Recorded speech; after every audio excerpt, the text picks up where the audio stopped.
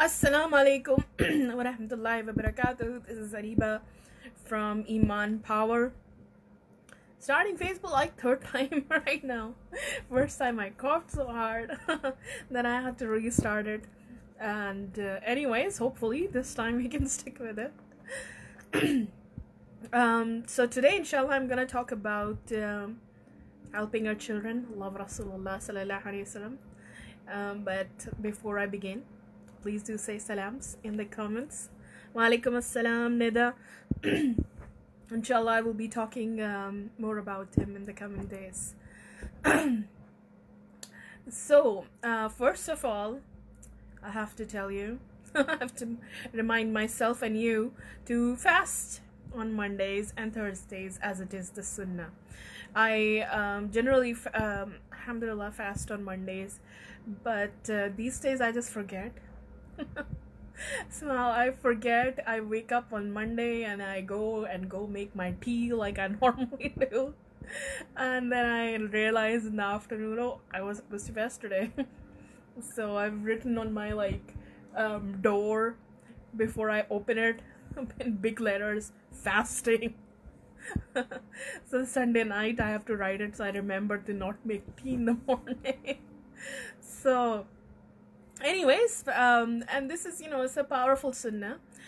Sometimes everybody has a different nature, different strengths and different weaknesses. And I think sometimes if people are finding it hard to do dhikr or read Quran, or maybe you don't have time, although I think we always have enough time to do that. But whatever reason might be that you're finding it difficult to do those things, then fasting is something anybody can fit into their schedule, right? It's just about, you don't have to actually go and do something extra, during the day. In fact, it reduces some things that you have to do, gives you some extra time. You might be worried about energy, so inshallah, you get into the habit of it, and then it doesn't really matter. Like we survive entire Ramadan like that. So I think especially for I think it's a good good sunnah to recommend to children, teenagers especially, and this is an age they can start doing it, and inshallah it will protect them from many other sins as well. So just I was just advising somebody, and it just came to my mind, okay, you're not gonna do dhikr, you're not gonna do that, you're gonna find that hard. You can fast easily. So everybody has different strengths and weaknesses, and so somebody might find fasting really hard and reading Quran easier, but yeah, this might be something you would like to consider.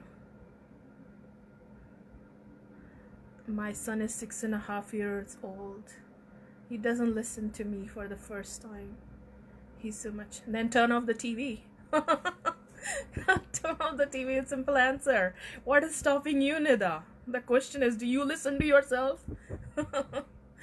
So what you are. This is the weirdest thing. Think about it, and I want to request all moms to think about it. So we want children to self-discipline themselves, but we are not able to discipline ourselves in the rules that we want to set. That I can't, like my mom, I used to watch a lot of TV. I was a total couch potato when I was younger. My mom took the TV and she locked it in the cupboard, and nobody in the house would watch TV. So my TV pretty much all year round used to stay in the cupboard, locked with a lock and key, and it will come out in the summer holidays, and then it goes back in. So that's how you establish it. You don't go about and searching ways, how do I do this? You just do it. At some point we just gotta do it. And not look for stop looking for ways how to do it, because this is about actually executing of what you want. He's 6.5 years old. You are much stronger in your intellect, in your power over him. I'm not saying go ahead and hit him, by the way. I'm just saying your power of your love, your power, your influence over him is greater. He can't, be stuck on TV if you don't want him to be stuck on TV. He's just, there is going to come a time in about 6 years that even if you want to, you're not going to be able to control anything he does, and what he watches, where he watches. But right now, this is not that time. Ask the mothers of teenagers. They are going through something that they know that they cannot control. But you are not in that situation, Sister Anida. So take action. Okay, so what I really want to talk about today is Prophet Muhammad sallallahu alayhi wasallam, and I want to ask you, what would it be like for you to see your children smile like him, to see that strength of character in your child, to see that honesty in your child? Can you imagine it? To see that level of patience or close to it in your child. Can you imagine that? That my child can be so generous like Prophet Muhammad sallallahu alaihi wasallam. Can you imagine that? Or have you just given up on that? Nah, not my kid. Not my kid. They're nowhere near that. How could you? How do you know? How could you give up on that? How do you know they are not going to be? There are so many companions who were, became, in their character, in their way they behaved, in the way even they walked like Rasulullah sallallahu alaihi wasallam, who many years ago were nothing like him. Maybe were doing worse things than maybe what you see your kids doing. So how could we give up on that dream to see them do that? You don't know. Maybe that's exactly who they're meant to be. Don't give up on them as a mother. What kids are lacking, and this is something I was reflecting on myself, that I remember many years ago, that I myself thinking that I love Allah, but do I really love Prophet Muhammad sallallahu alaihi wasallam? Do I really love him? And I thought, no, I respect him, and I would, this is when I was much younger, like, oh yeah, okay, I respect him, but I don't think that I love him like I love Allah subhanahu wa ta'ala, or, of course we love him less than Allah, but it is a strong love. Then anyways, I don't have the words to describe, but you understand what I mean, right? So I thought, okay, this is a problem, and I was just a kid then. And I thought, okay, this is a problem, and what do I do about this? And so I thought, okay, I have to read about him. So I started reading about him, and the more details I found out about his character, about his life, the more it helped me love him. So this love, this inspiration is not just going to come into their life just by, us telling them to love Rasulullah, or this is a sunnah, or that is a sunnah. That's not going to help them love him. I knew like a lot of sunnahs, but I didn't feel that love in my heart. That love is developed when not only are you inspired by him, that you respect him, but you connect with him like you connect with a best friend. The tiny details of how they would behave in small situations, in everyday situations, that he feels real to you. He feels relatable to you. That's when you begin to love somebody, right? Like you begin to love your friend. And so we have to not only just teach children the sunnahs or the commands of Rasulullah sallallahu alaihi wasallam. He told us to do that. Also not the dates and names of Sirah. Also not just talk about him as a greatly inspirational figure, that he did, he won Badr and then Uhud and so on, but his interactions with people. You can't leave it at that with children today, because they're gonna be like, but that's not like my life, right?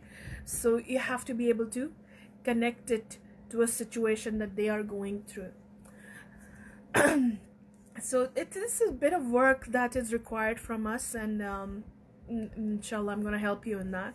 I'm gonna put out a video today, inshallah, about how Prophet Muhammad sallallahu was super generous. He never said no to anybody, and how kids can apply that in their life. I'm gonna publish it inshallah after this video, so watch it with your kids. Inshallah, I hope it inspires them to be a bit more generous towards each other. And when we talk about generosity, I didn't mention this in the video, but I would encourage you to remind them that generosity is most important, or the first right is towards their own siblings. Because often when we think about these characteristics of generosity and kindness, they're thinking about like poor people or even strangers, right? But they're not actually thinking about their sibling, who actually has more right to be shown generosity, to be shown kindness, to be shown patience. Not just some poor people. You know, sharing, generosity is in sharing, right? Your stuff. Generosity is in, you know, the way you are giving your time. Maybe your sibling wants to play with you, but you want to do something else.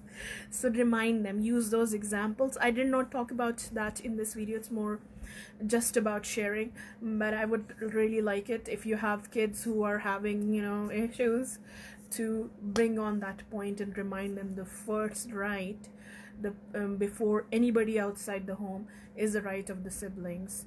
So inshallah, if they develop that with their siblings, of course they're going to take it out in the wider community and the world out there, inshallah. So I will put it out, inshallah. Watch it with your kids.